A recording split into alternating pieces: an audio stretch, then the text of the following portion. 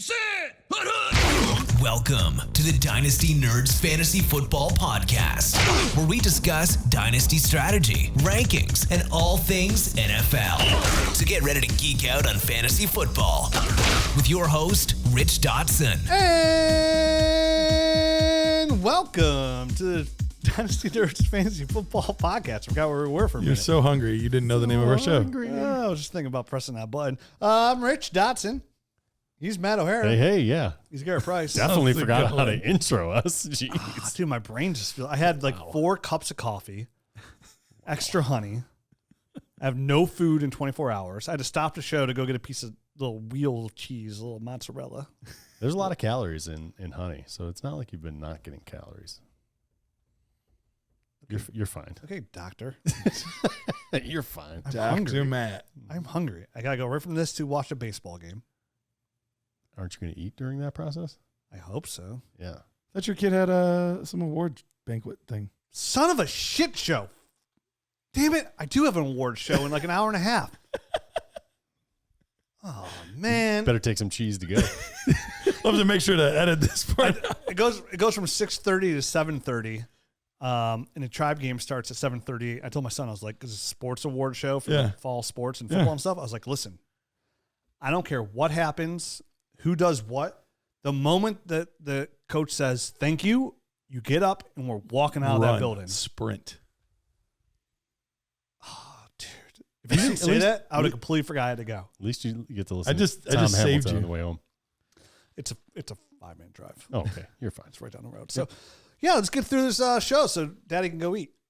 Jeez. I only say that because my wife yelled at me. I was like, Daddy gets a big piece of salmon. She's like, if you call yourself Daddy one more time, That's pretty cringe, I will dude. kill you. Oh, it's totally cringe. I say, That's most of the stuff I say to my wife is cringe on purpose. yeah. Just to, I've been around you long enough. I like to poke the bear. He said, we've known each other for like 30 years. Yeah. Yeah, so we're back. We missed a segment last episode. We did because we were a little gabby. Oh, we're talking the Mari Cooper and Devontae Yeah, Adams that's trade. true. We basically added an extra segment. So we got more segments out of this episode. Add a segment. We keep sell cut the show. Yes. For a keep sell cut segment. Yes. We kept the keep sell cut. We cut the keep to keep the cut in this one. Right. Are we selling drugs? I don't know. I'm confused. I don't know. We're gonna cut all this stuff up. But we are cutting the buy of the week and the sell of the week. Normally we do that in the second show, but today we decided, hey, you're gonna have to go to the Nerdert episode. Probably. We'll let the Nerdert decide. We let them vote. I might rig the ballot. We'll see. All right. Well, let's get into it. 'Cause again, I don't know why I'm so hungry, but I'm. So are we starting with the keep Bloodlusty. sell cut, or are we starting with Keep the sell cut rookie roundup? Okay. What kind of show are we operating around here? Very confusing one. Well, we do have a For show me. sheet now, which we used to never have, which is really nice. It does help. Still can't believe we did 10 years without a show sheet, but God bless We America. didn't do 10 years without it. Pretty close. Yeah, we've had one during season for Call last me 4 years. crazy, but I used to make them, so we definitely had them. And then he made them. Again, I barely remember it. I had to go to a sports show that we talked about this morning as a family, and I completely forgot about it. So I had the worst memory. So, Well, I'm glad I said something. You could have been in hot water. no, I would have still had to go. She'd be like, I should have came home. I would have been sitting on the couch, not shower. She's like, what are you doing? We have to leave in 10 minutes. I'm like, where are we going? She's like, what do you mean where we're going? This is a story of my life as I well. just saved an argument. You're welcome. All right, let's get to keep, sell, cut. I'm going to give you guys 3 players. These are tough, by the way. They are tough. I intentionally made them very, very difficult. They are very Yeah, difficult. You're the man of steel of questions. Oh, I'm on it. Yes. All right. So I'm going to give you 3 players. You have to tell me in this fictional world, you have to keep one, you have to sell one or trade one, whatever, and you have to cut one. You have to tell me which player fits into each category. So let's start with the first one. Let's go to the quarterback position. Baker Mayfield, Bay. Brocker Murray. The Brockerator. Brock Purdy and Kyler Murray. I just put them together. Yep. Baker Mayfield, Brock Purdy, Kyler Murray. Keep, sell, cut. What are you doing? 3 top 9 quarterbacks right here in fantasy football. And Baker being the highest. Yep. Brock Purdy, not the highest. 8. two for Baker, 8 for Brock Purdy, and 9 for Kyler Murray. Yeah. So this one is pretty tough. And I love Brock Purdy. And you gave that stat of the Russian thing too, made it really nice. So for me, do you want me to go first, I guess? You're already talking. Let's go. I am going to go ahead and keep Baker Mayfield. Shocker. Knew it. Because I love him. He's the highest scoring quarterback on the year. I expect this to kind of continue as well as, his production still being a very solid quarterback. Yeah. And it really comes down to is like, okay, he's for sure got the new contract. I don't do I think Brock Purdy's going to get extended this year? I do. 99.9% sure. But he's not yet. Yeah. Right? So just to make sure, if I have to keep Trey cut one of these guys, I'm going to keep Baker Mayfield. Okay. I'm going to cut Brock Purdy, and I'm going to trade Kyler Murray. And the reason Kyler Murray is my trade in this scenario is because they're all so close, is I can get the biggest return out of Kyler. Bigger return on him. So the biggest return comes from Kyler Murray, which is what I'm looking to get. So it comes down to Brock Purdy or Baker Mayfield. And even saying this out loud again, I kind of want to keep Brock Purdy because he's 5 years younger. He's 5 years younger. It's 24 versus 29. It's an easy one for me. Okay, I'm keeping Brock Purdy. Yes. I'm cutting Baker Mayfield, and I'm trading Kyler Murray. If you beat out of me, I'm so hungry, I'll say anything. That's the right answer. I mean, that's what I was going to say as well. You're getting 5 years younger with Brock Purdy. No, he doesn't have the contract. Yes, he's going to get it. He's in the best offense in the league. Obviously, as far as for an offensive standpoint, he's in the most QB friendly, most fantasy amazing type of system there. Obviously, Baker's in a very similar system there as well. He's flourishing, all that good stuff, but he's 29 years old. He's the oldest of the group. Kyler Murray has got the most trade value, like Rich mentioned, but he's also the 9th guy he's the last rate. So if you can get the most for a guy who's giving you the least production, I think that's only makes the most sense to make him the sell type of guy. And really the differentiator is just the age with those other two, Brock Purdy and Bay. I have to give Rich an arm rub. I'm just sitting here dreaming of chicken sandwiches. I can tell you that's also why I wanted to. You extend me out of it. I was like, snap you out of it by touching you. Crispy, spicy chicken sandwich with cheese on it, preferably pepper jack. Oh. I didn't think we were going to end up being 3 for 3, but I think we are here. I think I would keep Brock Purdy most likely. It's tough because all of them I expect for the next 5 to 7 years to give you similar point totals. I think they're all going to live in a very similar range.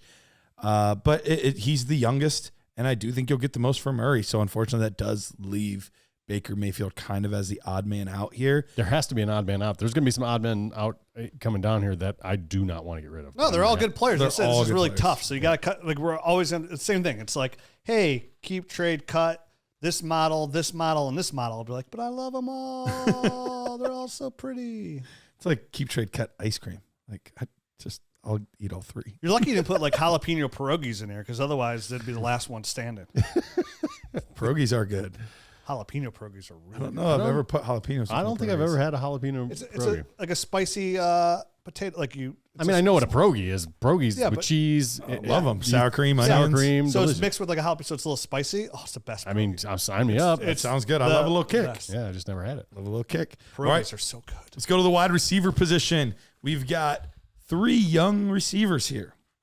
Keep, sell, cut Garrett Wilson, Drake London, and Rashee Rice. Please, someone else go first because I made the sheet, and this was the one of all of them that I was like, I truly have no idea. Yeah, that's like getting rid of keep, trade, cut, chicken wings, burgers, and pizza. It's like, dang, I gotta live, right, son.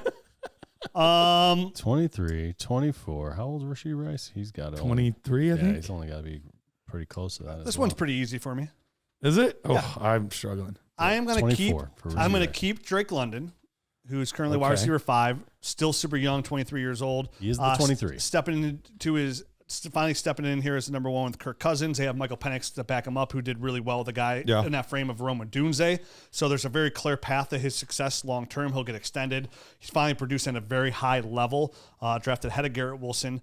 I'm going to trade Garrett Wilson again. Kind of falls back into my biggest return here is going to be Garrett Wilson. So when players are like this close for me, it's easy. Just the trade should be the easiest one for me. Is he going to get the biggest return though? Now with the Devontae Adams news, this does make it. I think Drake London is the guy you trade here. Okay, well, that's let you get to your take, and you can trade away Drake London all you want. This daddy over here is keeping him, okay? He's the burgers of this joint. Okay. And, Garrett Wilson, unfortunately, the chicken wing. Very popular. Probably get the most return for the chicken wing. And the burger, is, again, very equally, is Rashee Rice. Rashee Rice, he's got some legal troubles ahead. Might be suspended beginning of the year. Coming off a knee injury. Is it LCL? Well. Is that what it ended up being? Yeah, just LCL. That's it. Right? So, to me, if you say sell Drake London, keep Garrett Wilson. Okay, I have no argument against that too. But my argument is for selling Garrett Wilson because I get the biggest return on Garrett Wilson. If that's not true, and somebody's like, "Hey, I'll give you a bigger return for Drake London," to be the Drake London. But as of right now, in stone, keep Drake London, sell Garrett Wilson, cut Rashee Rice for me. I think Drake London right now is a hot ticket item. You know what I mean? He's wide receiver 5. So he's the youngest. He's the youngest out of all of them. He's the only guy on this list that's got a chance to be the number 1 wide receiver in the offense down the stretch this year, right? I mean, that's obviously Rice is injured and Wilson now has Adams. Correct. So for this year, I think Drake London is the guy that you trade just for that reasosoning. And yeah, but wouldn't you want that for long term? I know that's the hard part too, where I'm like, oh, but he has Penix, and he's your best bet to have score the most fantasy points of this group too. So wouldn't you just want to keep that? But will it be the same with Penix? We've seen him disappear before, and now that Kirk is there. Yeah, but you can't call disappearing with Desmond Ritter as a disappearing act. That's a good point. Yeah. He does suck. It's like saying Garrett Wilson's terrible because Zach Wilson was the quarterback. Right. But he wasn't. He had 1,000 yards. Yeah, that's true. He was still very good. He still managed to do it. So, I mean. Shows you how much better Zach Wilson is than Desmond Ritter. Or Garrett Wilson's better than Drake London, one or the other. I know who's drafted higher. Probably a little bit of both. Anyway. So for me, Drake London, trade him. Garrett Wilson, hold him. Rashee Rice, there's just too much up in the air with the legal stuff and the LCL. How is he going to come back? I would expect him to come back fine, and I don't think anything's going to happen with that legal. But with 2 red flags, with the other guys having none, he's going to be the guy that I cut. That feels right to make Rice the cut. Yeah, come on, baby. But man, he was playing so well. All right, good. Well, who are you going to cut attached over to Rice attached to Patrick Mahomes, who's the most steady quarterback situation out of all of these guys. That's the part that makes it hard for me is 2 not steady quarterback situations long term versus arguably the steadiest quarterback position you could have. I wish you were a big gummy bear right now. You're so hungry. So hungry. I'm sorry. I am going to cut Rice, but I think I'm going to hold. I'm going to keep Drake London. Wow, looks like Matt's wrong. And I'm going to sell Garrett Wilson. And I think you're right in saying that Drake will probably get you the most return at the moment. But if I'm cutting Rice, it's because I'm using these guys to win this year. Because I'm not convinced that Rice doesn't outscore these guys in the future. I think he very well could. But if I'm cutting him, it's because I got to win. And I think Drake London gives me the slightly better opportunity to win. So I will keep London, sell Wilson, cut Rashee Rice. If your object is to win, then yes, that's correct. What's your object to do? I don't know. I don't know. We never said. I do whatever I want. We never said dynasty overall in a vacuum. Yeah, okay. Exactly. All right. Running back. We haven't talked about them yet. Yep. James Cook, Jonathan Brooks, and Kenneth Walker. Keep, sell, cut. I thought it was going to be all real hard. This is easy for me too. This one's easy. This one's easy? For me. This one's tough for me. This one is tough for me. I'm keeping Jonathan Brooks. The 21-year-old. Hey, that's the easy part. Okay, wow. Hear me out. Okay. Sucker. I'm listening. Jonathan Brooks, 21-year-old running back who... He doesn't have any trade value, so you're either cutting him or keeping him. So you're either cutting him or keeping him. Yeah. On a team where we see Chuba Hubbard has performed at a very high level in fantasy football. They invested a good second-round pick. Wasn't it a second-round pick in Jonathan Brooks? Yep. Yeah, second-round pick in Jonathan Brooks. The only second-round pick. He's your youngest. He's got again, running backs, the younger the better, right? a lot of unknown. He's 21, there too, right? He's 21. Which I could live with the unknown, but like seeing what Chuba Hubbard could do in this offense and watching what I saw Jonathan Brooks put on film gets me really excited about Jonathan Brooks for 2025. I'm going to trade Kenneth Walker, who's looked fantastic in his opportunities, getting really involved in the passing game here, really shoving Zach Charbonnet by the wayside, producing it at a high level. I think he gives the biggest return on my trade. So stick with that category. And James Cook, listen, very solid running backs, looked really good. Ray Davis came out, looked pretty damn good with a running back that I liked last night. Brings a little bit more of a different dynamic than James Cook brings to the game. Really surprised how good Ray Davis, no, not surprised. Ray Davis was a really good pass catcher in college as well, coming out. And that catch he made, that 42-yard, whatever catch was. That was wild. I didn't think he caught it at first, and I was like, sure enough. Yeah, it was unbelievable. So nice. Yep. For me, like, it's close, but I'm keeping Jonathan Brooks on the upside and the youth there and see what Chuba Hubbard did. Train Kenneth Walker would give my biggest return and cut in James Cook. So if it comes down to running backs, and I got to keep Jonathan Brooks or James Cook, these are all tough. So it's not some easy decision. Like you don't cut James Cook because you don't like him. No, you like all of these players. I want the value of youth and the upside. All right. This one's difficult for me. I mean, Kenneth Walker right now is sitting at running back 11, James Cook at 12. They've both missed games. Obviously, Kenneth Walker is 11th, and he's only played 4 games. Cook 12th and played 5 games. So for me, this one is obviously Jonathan Brooks. I mean, is the great unknown because he's just coming off basically. Literally have not seen him take a snap. Yeah, we're just coming off PUP right now. So we might see him. It sounds like week 9, right? They were like, we got him off the PUP list. Chances of seeing him next week are not that good. It's usually a third week. Yeah. But James Cook has looked pretty darn good when he's in there as well. Sure has. And the thing that I think solidifies him, and I do think he is the cut candidate, I'm not sure Buffalo even really knows what they want to do at the running back position. I feel like they've always been looking for a little something in the passing game. Obviously, they want to be able to run the ball to take some heat off the fact that they don't have wide receivers. Now they go out and get a wide receiver. I feel like it's a very influx situation. And with the addition of Amari Cooper, what does that mean for the running game going forward? Does that take away from a little bit of what James Cook is doing here in the offense?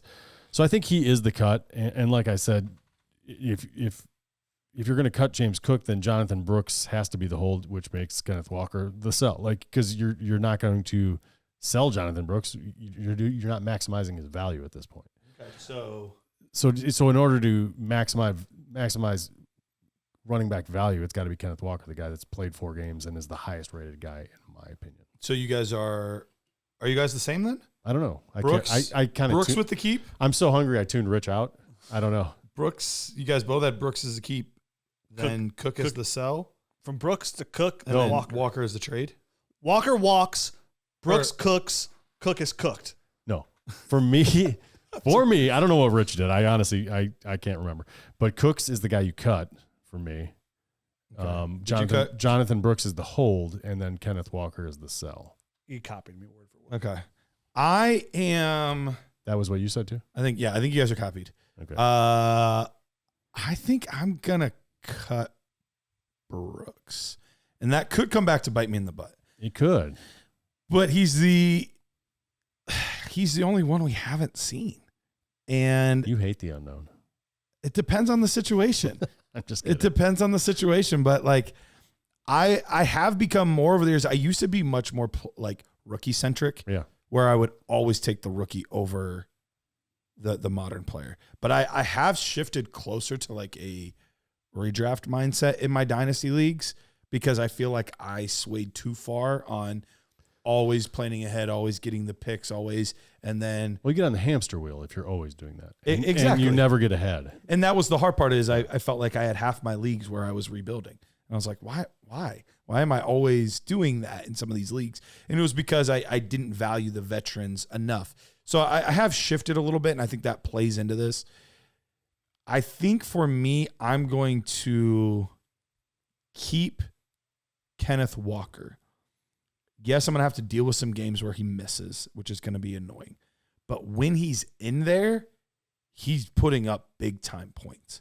And so I want to capitalize on those games. I'll use the depth on my bench to figure out when he's out. I'll make it work. I think I'm going to then trade James Cook because I do think he has more value for trades right now than Jonathon Brooks does. And then I will cut Brooks. I just made a trade on Sunday for 2 of those players. I traded in a Superflex Tight End Premium League where I'm trying to lose. Okay. I traded Kenneth Walker straight up for Rashee Rice. Oh, I love that. I knew you would. That's why I said to you and I looked at you, not Matt. Because I know how much you love Rashee Rice. Yeah. I think that's a great move. Thank you. Yeah, 2 for 2. Yeah, I mean, whenever you can get out from underneath a wide, or out from underneath a running back, you get a wide receiver that's not going to help you win. That's great. That has great long-term value. I mean, that's Thank you. Fantastic. That's wean. I won't get Ashton Genty because the guy who has the first pick is tanking hard. All in on the tank. All his good players are on the taxi squad. Love it. Hey, he's doing it right. Next one here, wide receiver, Jameson Williams, Jaxon Smith-Njigba, and T. Higgins. Keep, sell, cut. Another easy one for me. Okay. All right, good. I'm keeping T. Higgins, who is a free agent this year. Will go be a number 1 receiver on a different team, who's finally showing me that, my biggest concern with T. Higgins. I was going to say, it didn't seem like you were a big T. Higgins guy. No, I was just always like a guy who was never wide receiver 1, barely wide receiver 2. Even though Chase would leave, wasn't really dominant. Over his last couple of weeks, he's out-targeted Jamar Chase. He's looked like an alpha wide receiver 1. The first look in the first read for Joe Burrow, which has been pretty surprising as well. Chase has been balling. So him to be show me he could be a number 1 receiver, producing this year, and he's going to go somewhere and get paid super. He's going to be paid. Absolutely. Right, top 5 wide receiver money. There's not a lot of receivers available in this free agency class either. So he's going to go somewhere really well, probably disrupt somebody that we really love and probably make us love less. So Tegan's going to go somewhere and be the number 1. I'm going to trade Jaxon Smith-Njigba because he'll give me more than Jameson Williams. And Jameson Williams is the easy cut for me here, where I like the player. Definitely flashes. He this past week, shows that he could be a very solid fantasy receiver. Just way too inconsistent, whether it be injuries, the surrounded target shares going around him. It's just not enough for me to even remotely consider keeping him here or trading him here. So to me, this was pretty simple. And I wish Jaxon Smith-Njigba was my hold and I could sell T. Higgins. Mm-hmm. But the more I watch Jaxon Smith-Njigba, it seems like his best case scenario in fantasy football long term is probably a wide receiver 2. He doesn't offer that wide receiver 1 upside that I wish I want to see out of him, and T. Higgins does. So that's my logic. I mean, I love T. Higgins long term. I mean, obviously this year he's still going to be stuck in some sort of timeshare. But Jaxon Smith-Njigba is going to have better days ahead. Yeah. And they're going to be coming up as early as next season when he's the second option, but 2 or 3 years down the line, he could be the number 1 guy there. And Jameson Williams has done enough this year that I'm excited about him. He really kind of resurrected his career a bit in his third or fourth? Third year, right? Yeah. In his 3rd season. So, This one is particularly difficult for me because I don't want to cut any one of these guys. I really don't. You want shares of all 3 of them. To be fair, there's nobody I want to cut it all. Right. No, all of these players. I want them all on my dynasty. Even on a redraft roster, you're not cutting any of these guys. No. But I think T. Higgins still holds the name, does he not? As far as trade value goes, out of these 3 guys, it's close between him and Jaxon Smith-Njigba. Probably, I would think it would be T, but the upside's but T. Higgins' upside to me is so much more superior to Jaxon Smith-Njigba's today that I would 100% want to keep him on my roster. I don't even care about the return. At this point, I'm just well, who's my better return between Jaxon Smith-Njigba and Jameson Williams, just because of the upside of T. Higgins. So to me, that he automatically makes him the keeper compared to when you go Drake Wilson, Garret Wilson, Rashee Rice. It's those guys all could be wide receiver 1s. You just threw a bunch of names that didn't make sense in my brain. That was our wide receiver 1. Gotcha. All right. Yep. And that's the difference between those guys. Drake how it was London, so close. Rashee Rice. Yes, I got you. Okay. All right. Well, regardless, I'm selling T. Higgins. I get the most for him. I can get another wide receiver that I think can replace his value, even if he goes somewhere and becomes the number 1. So I'm going to get rid of him, and then it boils down to Jaxon Smith-Njigba or Jameson Williams for me. I'm gonna cut Jaxon Smith-Njigba. I know I don't even like it, but Jameson Williams just has some upside. He has got some explosion that you just cannot get anywhere else. He is the only guy that gets bonkers wide open that isn't named Tyreek Hill in the NFL or Ladd McConkey. I would have. He's the only guy that's getting deep, open by 5 yards deep consistently. That isn't fools. Named Tyreek Hill, and for that. For that reason, I'm gonna stick with the most explosive guy. I'm gonna keep Jameson Williams. Wow, I would have lost a lot of money on this because usually I can count on you to be the pro T Higgins guy and you to be the anti T Higgins guy, and you kept him and you got rid of him. So I don't even know what to do with my life now. Lick me sideways and call me delicious. No. No, I should have said please. I will be keeping T Higgins. I think T Higgins is. Rich, I think you were on point with that one. I do think he's the one guy that we could see the most realistic value spike in this coming year. I don't like Jameson Williams. I think is probably close to his peak now, where he was in the valley and now he's ascended. But I still don't think we're ever going to see him be a wide receiver 1. So I don't know that he's going to get there for me. And Jaxon Smith-Njigba, I really like the prospect, but I just don't know what to do with the Seattle situation. I thought by year 2 it would be a little more clear, and I think it'll be more clear in year 3, but I still don't even feel super confident in that. But I do feel confident that T. Higgins is going to get paid and be a wide receiver 1. So I'm going to keep T. Higgins, trade Jaxon Smith-Njigba, and then cut Jameson. You and I have been very symbiotic. We have been. I'm going to pick up Jameson Williams. Do it. And drop somebody else. And I'll pick up whoever it was you cut, I don't remember. Jaxon Smith-Njigba. Jaxon Smith-Njigba. All right, last on the list. We should trade them to each other. Yeah, that'll be easier. That way nobody else picks them up. All right, let's go to tight end. We kind of talked about it on the first show.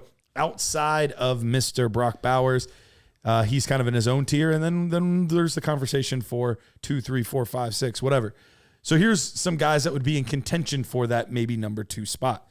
Dalton Kincaid, Sam LaPorta, and Trey McBride. So keep, sell, cut. Everything's been very clear to me up to this point. Okay. But now you're messing with my heart. You're talking about the tight ends. And I like all the other players. Boy, do I love all these. Like, I want all of them. I want all the tight ends. So, again, this comes down to me. The first question I asked, because I like them all pretty close equally, like tier-wise, like rank-wise, they're all next to each other. Who will get me the most? Who's going to give me the most? To me, that's clearly Trey McBride. He's my sell. So it comes down to cut Sam LaPorta or cut Dalton Kincaid. And listen, I ain't just walking out on my husband like that. And he still has the clearest path to be the number 1 option in an offense. We already saw what just a little bit of sprinkle of Jameson Williams in this offense can do to a guy like Sam LaPorta. He is currently wide receiver 17, Sam LaPorta. Yeah. Tight end 17, you mean? What did I say? Wide receiver. Tight end 17. Wide receiver 17 wouldn't be too bad. So tight end 17. As crazy as this sounds, to me, it makes Sam LaPorta like a pretty easy cut here because he's still not. We don't even know if he's the third read in this offense at times. Definitely like Jahmyr Gibbs there, having Jameson Williams kind of coming into the picture. A lot of mouths to feed. A lot of mouths. All of a sudden, like Tim Patrick looks decent in this offense. And Cooper's only there for a little bit longer. So to me, it's Dalton Kincaid. Trade McBride. Keep Dalton McCain. I can't even speak English. Worse. And cut Sam LaPorta because Sam LaPorta has done diddly squat for me this year. And hey, he's got to go. He's 1 year wonder. He's tight end 17, but they've already had their bye. So I mean, he is averaging 7.8 points per game compared to 8.1 for Dalton Kincaid. So it's closer than. Maybe. That's so sad. Like it's 13 points per game versus 12.5 points per game. Like it should be more like that. It's not this year. 7 versus 8 points. Trey McBride. And that's Trey in McBride's points per game, averaging, not standard. That's not standard. Oh, that's so sad. That's PPR. Trey McBride, on the other hand, 12.2. He's played well. Points per game. So I agree with you, Rich. I think Trey McBride is the guy that you sell just because tight end numbers we are finding out are very fluky year to year. So I think I'm going to go with the hot hand there for the trade. there is no right answer for this cut and keep. No. There really isn't. It's a win-win situation. No matter who you keep, who you cut, who you trade. But I do think the deciding factor is the fact that Kincaid's just higher on the pecking order in his own offense. So I'm going to stick with Kincaid as well. So I am copying you, Rich. Yeah. I think your logic was sound there. I can't even poke a hole in it. My brain's working at 33% right now. So. I'm surprised on one that is arguably the closest that we're 3 for 3. I'm in the same boat. I just put a tweet out yesterday, and boy, I had some people mad that I actually put Kincaid at 2. I saw Zoltan even came at you. Oh, man, everybody came at me. And the funny part was the tweet was literally like, I don't really care the order that you put these in after Brock Bowers. Like, and then everyone's like, you're an idiot for having them there. I was like, I literally just said I don't care what order you have them in. I literally don't care. So it was kind of funny. But I did have, like, how I had it listed at the moment was I had Kincaid at 2 and then McBride at 3 and LaPorta at 4. And so it's just going to line up nicely for me. I'll keep Kincaid, I'll sell McBride, and I'll cut LaPorta. All right. Last one here before we get into the rookie quarterback roundup. Let's go to these 3 starting quarterbacks. Joe Burrow, CJ Stroud, and Jordan Love. Keep, trade, cut. Burrow's the oldest, huh? Burrow is the oldest. 27. He's super ancient. Yeah. Basically 1 foot in the grave. CJ Stroud, 23, and Jordan Love's going to be closer to the 27. He's going to be around Burrow's age. Yeah. This one's easy for me. It's going to kind of shock a little bit, maybe, on a cut, but maybe not. I'm keeping Jordan Love 100%. I'm still in. Jordan Love's 25. Yeah, I'm all in on the Jordan Love bandwagon. Every time I watch this guy play, I'm like, this is a top 5 quarterback. Points per game, he's number 3. He missed those games early in the season. Yeah, points per game, he's averaging 20. Jordan Love you got to keep him. Yeah, he's my keeper. Yep. Right now, overall, Joe Burrow's quarterback 4, has a name, has Chase. He's my trade pretty easily. Well, Who do you think has more dynasty value right now? Is it CJ Stroud actually, or is it Joe Burrow? Yeah, I was going to say Joe Burrow is my easy trade because I think he gets the biggest return, but you're right. I think CJ Stroud actually probably would get my biggest return because he was going to be my cut. Because I think overall, from a fantasy points per game perspective, he's the least valuable. I would agree with that. He doesn't really offer rushing upside. He offers such a high floor, which is nice, but he's more like Pat Mahomes was. Yeah, probably. Yeah, honestly, probably like slightly overvalued. But he's so young too, so he's not truly overvalued. But like, if you're looking for like upside, like you want 100%. Like if I go trade Jordan Love for CJ Stroud, I'll do it all day long. So I'm keeping Jordan Love. I'm trading CJ Stroud. I'm cutting Joe Burrow. Jordan real quick. Is Jordan Love QB3 right now for you then? Would it go Josh Allen, Jayden Daniels, then Jordan Love? Because while he looks, I might be there because I'm moving him up to the quarterback 3 right now. For me, I don't have a lot of instant reactions. I usually analyze these things in my brain before I make a decision. Oh, he already is. Thank you. For this one, as soon as I saw the list, I went, bye, Joe, in my brain. That was it. Bye, Joe. That's what popped in. With your weak-ass wrist.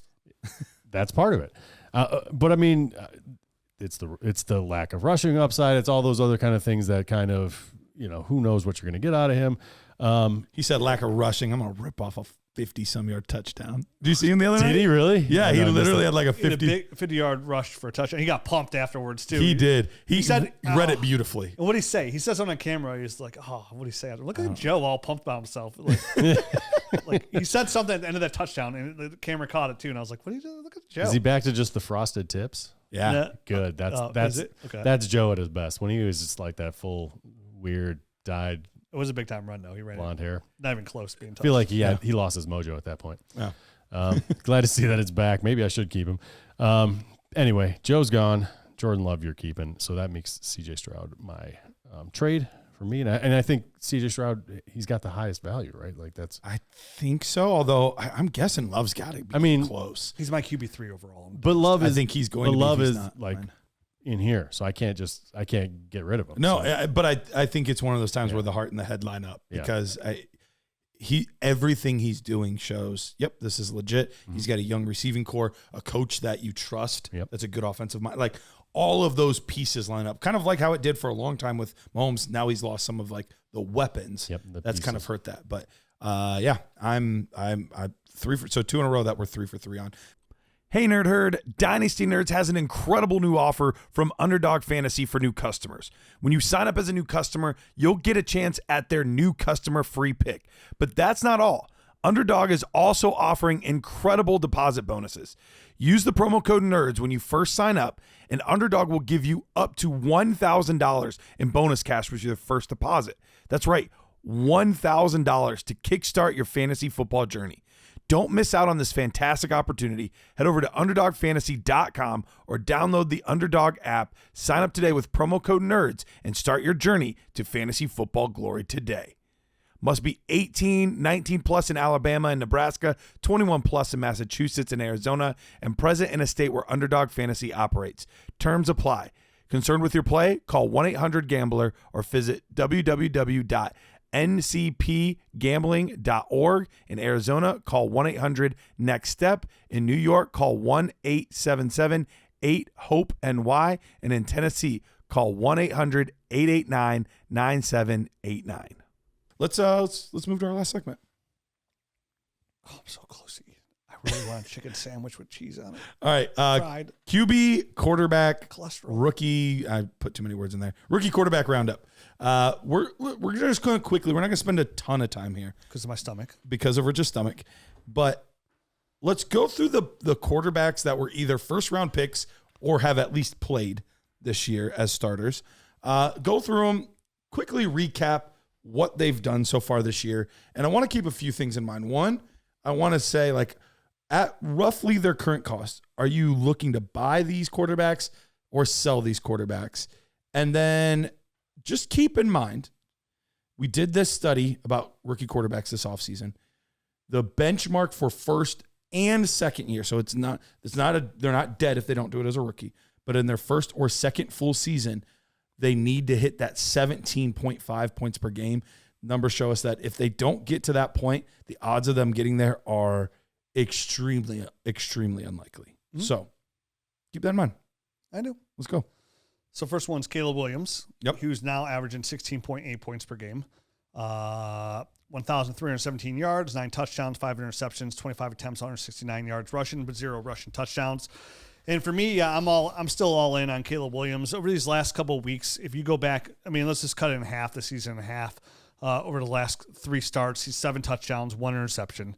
He's looked significantly better consistent over these last 3 weeks. Coming off this week where he arguably his best game. In London, too, which is tough with losing sleep and all that. Like, threw for 4 touchdowns, ran for a career high, 56 yards on top of that. So threw for 226 yards, looked really good in that offense. Looked like he had full command of it, really starting to come into his own a little bit here with the weapons around him and the draft capital around him. I think Caleb Williams is still a very fine prospect. It's hard to, like, I know it's hard for so many people, like, over these last couple of years, like, we're looking for this immediate satisfaction. Yeah. It's so hard for a rookie quarterback to come in and look good. You know, I know C.J. Stroud did last year, but not at a high level from a fantasy football outlook, too. And kind of right now, like, he's a high-end quarterback, too, from fantasy football. Caleb, I think you nail on the head with, like, a Pat Mahomes kind of type, archetype quarterback just at 22 years old. I think Caleb Williams looked really good these last couple of years, or these last couple of games, and I would totally expect him to get significantly better, right? Like, he's the number 1 overall pick, comes with all the high praise. Everything on tape looked really good, and this is what I like to see. A rookie quarterback come in and every single week just look a little bit better. He's starting to clean things up. You know what I mean? Just a little bit You can tell he knows the offense better. Obviously, there are still some things that he needs to do better from an accuracy standpoint, right? Because he's, 65% of his passes are not catchable to DJ Moore. So there's some things he's got to clean up. At least deep passes anyway. Right. Yeah. So, there's still room for him to get better, which I think is encouraging. And I do think he'll kind of continue to progress, like you were saying. Would you guys be buying Caleb Williams right now? Obviously, the cost has gone back up to probably roughly where it was after these past few games. Somebody that you're interested in buying, I'm assuming you're probably not selling, but maybe you are. Maybe you're looking to get out from underneath him. Where are you guys at as far as that goes? Yeah, I mean, obviously, if you have Caleb Williams, you drafted him, you probably had a 1-1, 1-2 pick, right? That's where you're at. You're at 1-1, 1-2, so you're probably in rebuild mode. So it's kind of hard to, like, you're not selling them. You're going to be perpetually rebuilding if you get rid of a guy like this. This is a cornerstone type of guy for a rebuild. But if he ended up on a team with a contender, like players that I wouldn't have a problem selling them for would obviously be like, I'd love to get rid of some like older guys that have high upside. Like I would trade Joe Burrow for him. I would trade Lamar Jackson for him. Again, if I'm rebuilding, Lamar Purdy? Jackson. Who would you rather have between him and Purdy? I would take probably Caleb. I think I would too. It's higher upside. He has higher upside, but Purdy is safe. So safe and so good. Mm-hmm. I think Stroud and Purdy are better comparison than like Caleb because he's just so young. He offers so much more. Those 3 years offers so much more upside. Definitely with the rushing ability. Would you rather Stroud or Williams? Stroud today, but like that's close. It's pretty close. If I can get a plus, I'm getting Caleb any Williams plus. It's Caleb Williams. You think Caleb Williams? You can get Caleb Williams plus a little bit for CJ Stroud. I would do that as well. I think so. Yeah, I would. You could. If I could, I would. Yeah. I don't know about straight up yet, but if I could get any plus on top of Caleb Williams, I agree with that. I don't know how much plus you'd get though. It wouldn't have to be much. A lot. I would take a second.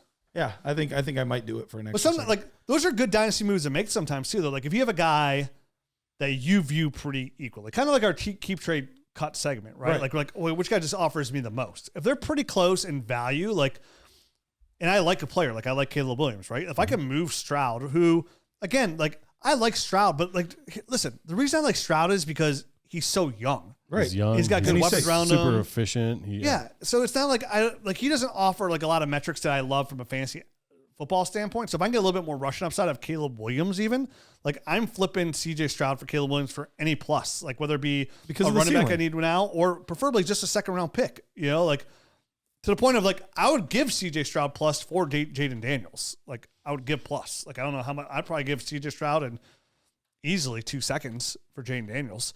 Agreed. But yeah, I'd make that move. You're making the right kind of move if you're doing that. Those are all kind of moves. Like same thing, Garrett Wilson, Drake London. Like, okay, what do I get more for at that point? Like, yeah. And for me, like, I'm with Garrett. Like, I don't think I'd do it right now straight up, but I would definitely like if you're any plus on top, I'm taking that. Is Jayden Daniels above Jordan Love for you? He's my number 2 overall super flex player. Okay. Yeah. He's my number 2 overall. I think it's close. Quarterback. He's my number 2 overall quarterback in fantasy. In one QB, I'd probably be tempted to put Jayden Daniels ahead of Josh Allen just because of how much younger he is. But I still haven't gotten that far. He's my number 2 overall player in Superflex, and it's not even. If I'm in a 1 QB league with you, I got Jordan Love. What would I have to give on top to get Jayden Daniels prime out? In a 1 QB. In a 1 QB. I'm just curious how, because I mean he's a true difference maker there. Sure. You know what I mean? They both are. And what's funny is like Jordan Love is averaging 3 points more per game than Jayden Daniels. But Jayden Daniels is also a rookie. I expect him to get significantly better. And I also expect them to put another really significant good weapon around him. I expect them to grab more offensive weapons, whether it be T. Higgins would be a really good sign-in. Like for Washington, that's where him and McLaurin. Yeah. If you want to ask my like early spot where T. Higgins is going to end up, it's going to be Washington. But it's such a hard. It could still be easily Tennessee. Go back to his old coach. It could be, yeah. So, that's where he's from. What would it take on top to get Jayden Daniels in a 1 QB? I don't know because like I feel like what I would want would be unrealistic to ask for. Because if you offered me a second, I'd rather just keep Jayden Daniels. Right. So but a first probably wouldn't happen. And a first wouldn't happen in 1 QB league. Yeah. So. That's why I asked, because I knew this was going to be different. From a player standpoint, like it depends where my team is, right? Like either an upside player that I like for you to be like a guy like Jameson Williams, right? Like if you're like, hey, I'll give you Jordan Love and Jameson Williams for Jayden Daniels for you. I'm sure that'd probably be like enough to possibly get it done. For me, like, yeah, Ladd McConkey and Jordan Love for Jayden Daniels would get it done. Okay. Something along those lines. But still, that's a first round pick, but at least you take the pick again. It shows you the value of the draft picks over the player, right? Like it's so much easier. Sure. Like who would rather have like Ladd McConkey or the first? Most people are like, I want the first. Right. But it's really close because you're literally talking my number 2 overall quarterback and my number 3 overall quarterback. So you're splitting hairs. But in 1 QB, like that Russian upside offers so much more. I think it would come down to like, is it 6 points per touchdown or 4 points per touchdown? I guess we started talking about Jayden Daniels before we got to Jayden. And honestly, Daniels. we don't even need to talk much about him. I think everybody has him as a top 5 quarterback in Dynasty. I don't know that anybody wouldn't at this point. So I don't think there's a lot to go over. Just highlighting the fact 22 points per game. He's really freaking good. Like, He's got a ton of rushing upside. We kind of just already went through all I this. remember I got a lot of backlash because I did it right away. I moved Jayden Daniels up to my number 2 overall Dynasty Superflex player. Right. Not over Caleb, over everybody, over CJ Stroud. When people were like, over CJ Stroud, like, yeah, all day over CJ. Like, all day, all night, 10 out of 10 times over CJ Stroud. Obviously, I have Jordan Love ahead of CJ Stroud, too. So I was wondering, how high has Jayden Daniels got up your Dynasty ranks in Superflex leagues? I would have to check. I have him at 3 right now. 3? Who's 2? I'm going to adjust it. I was slow to move Pat Mahomes, but at this point I have to. I moved Pat Mahomes down to like QB 10. I'm not moving him that low. I actually still have Pat Mahomes there too as well. I've been really hesitant to move him. He's just not scoring. But it's been rough for almost a year now. So is it under 20 games? Under 19 points for that long? Yeah. So it's time. Which you can't do because if I offered you Jayden Daniels for Pat, if you have Pat Mahomes, I offer you Jayden Daniels straight up, you would snap accept it. Of course I would. Yeah. So your rankings are wrong. Agreed. Let's go to number 3 because there's not a ton to do with Daniels on top of what we've already done. Drake Maye. I'll be the first to admit, as much as I've been kind of the leader of the Drake Maye fan club for this show, I was pleasantly surprised in this first game. I thought this was going to be a rough game. You put him out there with missing his running back 1, a terrible offensive line, very, very limited receiving core, and okay tight ends. And you're going to tell me that he's going to go out there against Houston and put up 3 touchdowns? I did not see that coming at all. But I will say I was very encouraged. 21.5 points in his only start so far, 20 of 33, 243 passing yards, 3 touchdowns, 2 interceptions. Also put an additional 5 attempts out there for another 38 yards, which is not nothing. Right. Almost an extra 4 points. If you get 40 yards, roughly 40 yards a game from a guy, that adds up. Man. That adds up real quick. QB1. Yeah. So material. Not overall, but QB1 material. For you guys, this was one of the guys that I arguably wanted to talk about the most with doing this segment, because it was his first game and what we saw. What are your guys' feelings on Drake Maye? Because I know I was alone on Drake Maye over McCarthy, which I'm sure a lot of people would put him over now. You flip-flopped. You kept going back and forth. You couldn't make up your mind. No, the day of we did our draft party, I was talked into, we kind of talked as a group, and I said, okay, I'll take JJ over. It's real close. But then literally when we left, when I did my rankings, I put it right back to Maye. Because I remember Jared put on, like, oh, you already flipped on Maye? I'm like, yeah, I got to take Maye over JJ. It's pretty easy the more I think about it. Yeah. So with that, what are your guys' feelings on Drake Maye? Obviously, it's one game. So much could still go wrong, especially on a team this bad. But what are your thoughts on him? For a quarterback as young as he is, and not as experienced as a lot of other quarterbacks coming into first starts, you mentioned 243 passing yards, 3 touchdowns, and as a rocky start, he threw 2 picks and he lost a fumble. Started off like early in the game was a little rough looking for him, but after halftime, he really settled in and looked really good. It's good, like really good for somebody who's coming in for their first start against a pretty good defense. Versus with a horrible supporting cast. Yeah, and all the scenarios got me very optimistic about Drake Maye. Like, he used his legs. He kind of showed it like he did in college. He said almost 50 yards rushing. His arm looked fantastic. All the high points that you saw on tape for Drake Maye kind of showed there in the second half of the game. He's so young. Very young, yep. So, and again, I mean, if you're talking about like a great buy, which you're not going to be able to go get him because people have invested a lot into him. Right. Like, Drake Maye offers a lot of upside. Let me with some weapons getting around him. His arm looked good. His leg looked good. His decision making the second half looked really good. It looked like a very promising prospect. I missed the fumble. How did that come about? Or what was the scenario? Did you guys see that or no? I'd have to go back and watch. I believe it was on a sack, but okay. I don't remember for sure. So I'll go back and watch the full game because that's one of the ones where I really want to go back and see every snap of his. Agreed. And I saw him on like red zone and stuff like that. So I'm pretty sure it was on a turnover. That is how I saw it as well. So I missed that. And I was just curious because the one question I had about him, it was kind of like the elongated delivery, the kind of just him taking kind of a while to get rid of the ball. So I just wanted to know if that was kind of one of those things where he was dropped back for a pass, he tries to go for it, and somebody knocks the ball out of his hands. No, I don't think that was the case. I'm with you. I can't really remember. Okay. No big deal. I'll go back and watch it myself. But Drake Maye, I mean, obviously this is all encouraging. You know, you don't want to see the 3 turnovers to go along with the 3 touchdowns. But the dude has he's got talent. He can spin it. You know what I mean? And we saw him kind of resurrect Hunter Henry for a week. Kayshon Boutte came out and was was looking good. Who knows? Maybe that guy emerges as a thing, because Kayshon Boutte was never really a skill thing. He was a bit of a knucklehead and couldn't get his crap together. He seems to be doing better as a pro, Boutte, that is, and maybe a guy like Drake Maye is a guy that can kind of keep him in the right direction, going the right way, and kind of play to his strengths a bit. Well, a better name to even pivot to would be Demario Douglas. Agreed. Pop Douglas, who saw almost 30%. I think it was close to 30% target share. Really stepped forward. He can use some consistency at quarterback. He was clearly the first read for number one receiver in that offense. And he was, just a glimpse in it. We probably we'll switch it, but he was one of the buys of the week for our segment tomorrow. We'll talk about him tomorrow. We could talk about him now since he's up, but no. We'll save it. All right, we'll save it. But like I was saying, it's good to see a guy come in and elevate guys. You know what I mean? Instead of the opposite happening and everything kind of crumbling around him. So good signs for Drake Maye in this first game. We'll see if he can keep it up. Obviously, if he continues to turn the ball over at that kind of rate, it's going to be an issue long term. But as long as he can kind of take natural steps and progressions and all that kind of stuff and start eliminating that, I think his game and his ability to throw the ball is unquestioned. 2 more weeks of the second half, what I saw there versus Houston, if I see 2 more weeks of that, Drake Maye, he's going to get a pretty significant butt in my Dynasty ranks. And all the quarterbacks, we didn't have any quarterbacks throw in their first start. None of these guys threw a touchdown in their first 2 weeks, actually. Yeah. It wasn't until week 3 and week 4 where these guys started actually throwing touchdown passes.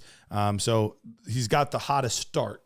And remember, he's got the most seasoned start as far as just sitting and watching them. Sure, as well. sure. If you go back and sift through all the news and nuggets from all the insiders, everybody knew that Caleb was going 1 and Jayden Daniels was going 2, and neither of those teams was moving off their picks. Right. And New England was the team that people were trying to trade for and convince, because there's so many other quarterback options they might go with a Bo Nix or JJ McCarthy, or even now in hindsight Michael Penix. The quarterback that everybody was trying to trade up for was Drake Maye. It was. Minnesota was trying. Everybody New was York trying to move up. trying. And everybody else settled for the other quarterback. Well, who they wanted was Drake Maye. And everybody else was settled upon. People aggressively tried to trade up to 3 to get Drake Maye. So put that out there as well. So definitely a rising star. Again, just 1 game, quarterback, but good signs. Situation-wise, very good sign. Yep. The next 2 guys, we haven't gotten to see a snap from either one of these guys. Michael Penix, JJ McCarthy. Would you guys go out there today? I think we touched on Penix a couple weeks ago. Would you guys go out there today, especially with the next year's class being a little unsure at the moment? Yes. Would you aggressively go out there and trade a late first to get either one of those guys? They're probably best obtainable. Those guys, yeah, the answer is yes. But the best time to buy, I would try and buy them throughout the year, but the best time to probably buy those guys will be when you're on the clock at pick 1-6 next year. Or during a playoff run or something like that. In a playoff run. Right before the playoffs hit. Yeah, in case there's a veteran team out there that just took the value in Penix and JJ, which they're definitely going to be in there because late first, as long as they can go high second, obtainable that way. I'm 100% buying both. For how good Sam Darnold's looked in Kevin O'Connell's offense, kind of the same reason why you loved JJ so much was pairing him with Kevin O'Connell was a huge part of that as well. Yep. Playing those domes, having Justin Jefferson, Jordan Addison, and then coming in with a fully healthy TJ Hockenson next year makes him a huge buy. Him being so young, sitting out for a year is good for him. And then Michael Penix, we loved his tape. We didn't understand how none of the mock drafts had him in the first. We thought we were talking hey, if he sneaks in a Lamar Jackson, pick 32, 31, Michael Penix gets a huge boost. Ends up going number 8 overall, so huge boost. So still love him and love the way Drake London's looks. So yeah, I'm buying both of those guys. And even if it's not for a first round pick, I'll be happy to give to a contender an equivalent amount, in players. You want Mike Evans and a second? Okay, here's Mike Evans and a second. Oh, easy for JJ McCarthy. And that's what I meant, trade deadline type of thing. Exactly. It doesn't necessarily. They're not going to want to pick. They're going to want something like that. I think those are starting this week all the way up until week 14. I think in Superflex, 2 of your best aggressive buys would be JJ McCarthy and Michael Penix. Love it. Both falls in the category happily what looks like an overpay today is underpay tomorrow players. And the quarterbacks are always worth a risk. But as of it stands today, I would take both those quarterbacks over every quarterback that's an option next year. And you probably won't have to pay a top 5 rookie pick to get them. And even if they're on equal terms, like a Michael Penix or J.J. McCarthy, I'm going to say like a Shadur Sanders coming out and say doesn't go number 1, like you're going to have to pay a top 4 rookie pick for that. Odds are you will not have to pay that at all to get these two guys. Sure. And they probably offer close to the same upside.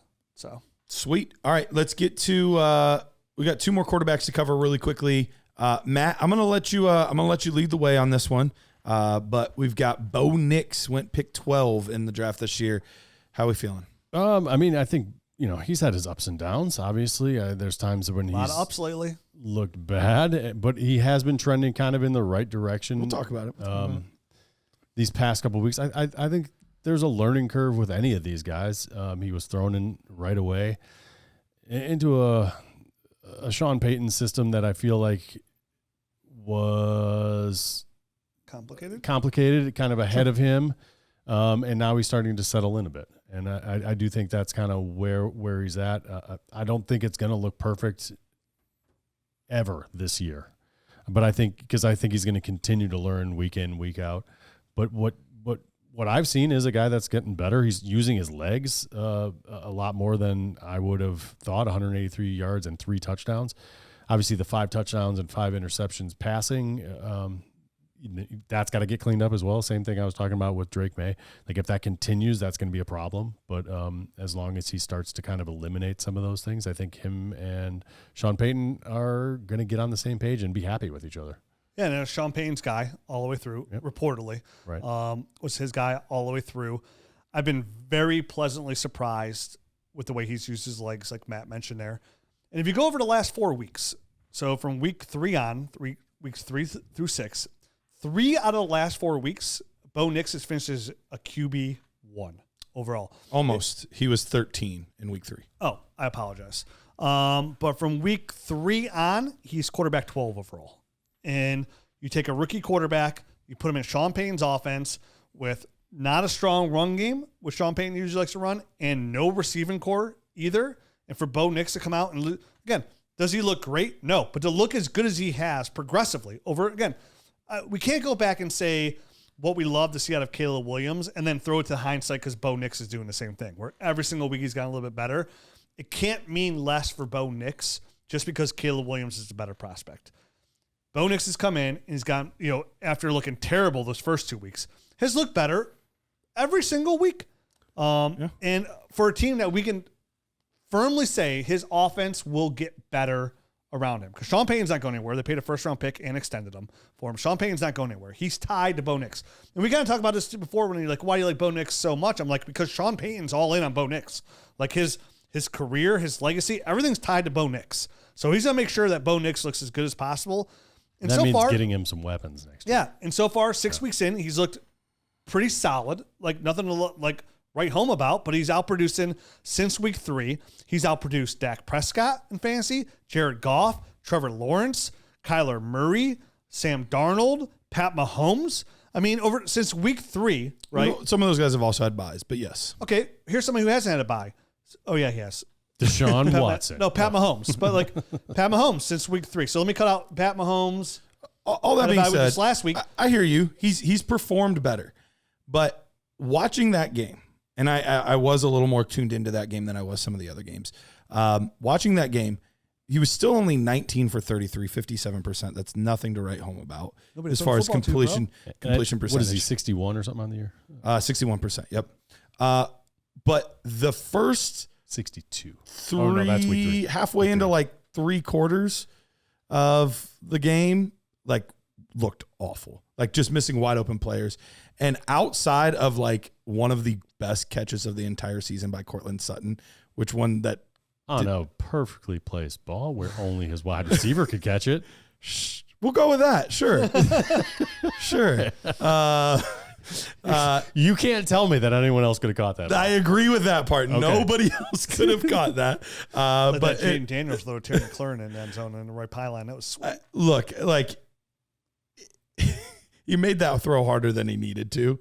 And I just, looking at it from a fantasy perspective, he'll run enough to keep it interesting for a little while. But this is somebody that I don't see how he keeps this job more than a year or two. Like, I just don't. I don't think he's got a strong enough arm down the field. I don't think there's enough that he does in this offense. Like, I don't get the love at all. And I would be like 2 weeks ago, he had a 60-yard game. Listen, I don't love Bo Nix. I'm selling for people that are even moderately like you guys are, moderately interested. Give me a first all day and let me reset with whoever I can get in the first round next year. Oh, if I can get a first for Bo Nix, I would probably take the first for Bo Nix. And then so right now you would have Penix for Daniel Jones. And you would have Penix and McCarthy ahead of Bo Nix then in your you would rank them ahead? Oh yeah, significantly ahead, yeah. All right. I don't think that's where most people, I think most people would have Bo Nix ahead of those guys right now. That doesn't make sense to me.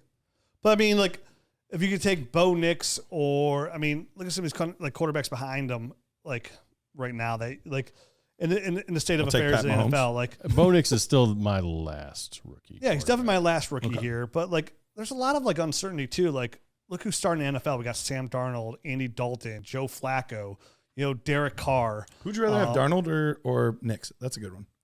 Darnold or Nix? I would take Nix. I would take Darnold. Are they the same age? It might be.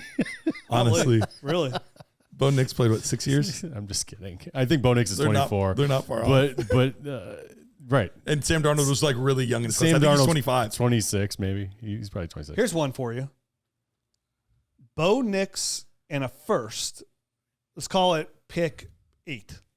Okay. Bo Nix and 1-8 or Anthony Richardson, Superflex. I would still take the upside of Anthony Richardson. I'll take Bo Nix and 1-8. I would also actually. It could go down in flames. It could. I would take. I honestly. The 1-8's the part that makes it tempting. I know. That's why I said 1-8. I think Anthony Richardson's cooked. Really? I'm pretty close to significantly. We haven't even got to like really see that. I know, but when you see him play, you're like, oh shit, sheesh. I mean, he played like 3 games. Did you hear Rich call himself the king of bad quarterback play? That's knows. True. He knows it when he sees it. He knows it when he sees it. And so do I. I think it's too early. He's got a rocket arm. If you want to say based on the injuries, I'm fine with that. But like based on him, based on the fact that he can't throw. He can't throw very good, dude. It's not getting better. We'll see. Like, dude, we got 3 He's 22. games. Listen, I know. That's why I haven't dressed him down. But like, red flag alert. Like, sure. I have Anthony Richardson in one league. If you're in that league with me, I put him on the trading block. Nobody's even coming. Am I in that league? No. Oh. But nobody's. Dude, I was like, hey, Anthony Richardson's available. I don't even have like. You're selling at the ultimate low point right now. The ring camera's not even going off for people walking by on the tree lawn, just like taking a peek, like to see what's for sale. Like, it's nothing. I don't got a Facebook poke. I don't got nothing. Facebook poke. I haven't heard about that in years. All right, let's get to the last guy. Let's get out of here. Get to the last guy. Poke my belly. Spencer Rattler. He got his first start this past week. He sucks. I actually didn't think he played that bad. He's not that good. I mean, this is a game where they got boat raced. I mean, Tampa Bay, we talked about it earlier, 51 points. He lost Olave like a quarter into the game, not even. He lost Olave quickly. That was Olave's first catch. I think so. I'm pretty sure. He lost him really quick. And RIP. I mean, he still put up 14.5 points. And I didn't think he looked that bad. I didn't think he looked that great. Hey, listen, I just don't see any. Missed that game. I missed that game personally, so I'm not going to comment on his. I didn't think he looked his that play. bad. 14 points isn't great, but he's a what round draft? 4th? Yeah, he was a 6th round. Fifth. That's the thing. 5th or 6th. And here's my point with this: he offers no long-term upside. If New Orleans, no, because if New Orleans fizzles, I've never thought he's a long-term. Yeah, if New Orleans fizzles. They have a high pick. They're drafting a quarterback. Like, they're not like, he's not like, oh, we pivot. Like, his draft cap, like, people like, we see Spencer Rattlers all the time. At very best, his best case scenario, he's Gardner Minshew. I mean, I understand the likelihood of him becoming a startable quarterback for fantasy football is not high. Anybody that's not a day one pick, it's not high. But like, of the guys that you take from day 3, I think there's a little bit here. especially in a Kubiak offense, which is actually a very good fit for how he plays, which is a little bit more like a Mahomes style where a little more ad lib, a little more run around, a little more like that kind of stuff. Like, I actually don't think he's a terrible fit. Depending on how the season goes, he might get more starts. Most of these incompletions were actually later in the game when they were just down so much, he's just having to chuck it down the field, threw some picks because of that too. Like they were down 1 billion points. He just had to chuck it. So early in the game, he actually played pretty well. Still had 250 yards. Like, listen, again, I don't know. I'm not as out as you are. What are you giving up for? If he didn't poop to bed, dude, I would give a third. He's a 6 foot, 24-year-old quarterback that to me offers almost 0% long-term upside. That's how I've seen him since the draft. I would give a third. Right, I would absolutely give a third. What Rich just said is how I viewed him. But here's the thing. I never even put him in a queue to be drafted. No. I don't have a lot of them. On any one of my teams. I don't have a lot of them, but here's the thing. Even just from a roster construction standpoint, if you give up a third for him. I'd have a third. Easy. Like, okay, you lose your third. Who cares? If a quarterback Ray Davis cares, even Tyrone Tracy cares, even remotely hits, like exponential growth on that. Because you know what? In next year's draft, in the 3rd round, I can grab a different Spencer Rattler. I mean, then why not just take this Spencer in Rattler? the 3rd round? Which I wouldn't do it because I'd grab the Tyrone Tracy's. All right. This running back class would be so deep. There's gonna be a lot of Tyrone Tracy's to grab from it. It's just, man, like for that, like I don't like the only here's you know what I'm giving up a third for. If I have Derek Carr and I need another starter because nobody else is start, then I'd probably trade a third for him, maybe. That like I'd have to have Derek Carr. I mean, anybody that has any start, you're gonna have to give a third for. So yeah, but he sucks. I disagree. That's fine. That's what we're here for. All right, can Daddy go eat? Adios.